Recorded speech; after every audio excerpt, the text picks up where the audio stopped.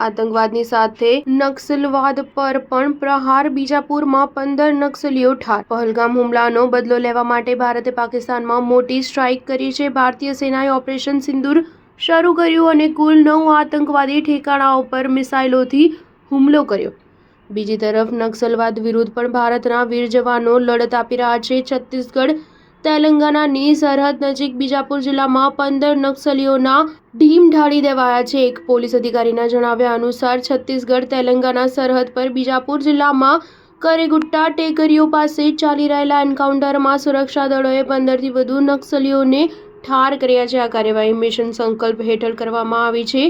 એપ્રિલમાં પણ આ જ જંગલમાં સુરક્ષા દળો સાથેની અથડામણમાં 3 નક્સલીઓ માર્યા ગયા હતા। છત્તીસગઢ તેલંગાણા સરહદ પર કરેગુટ્ટાની ટેકરીઓ પર સુરક્ષા દળોએ નક્સલવાદીઓ વિરુદ્ધ એક મોટું ઓપરેશન શરૂ કર્યું છે। આ અભિયાનનો ઉદ્દેશ્ય નક્સલવાદનો અંત લાવવાનો છે। સ્ટાર ન્યૂઝ 7 હંમેશા સચ્ચાઈની સાથે।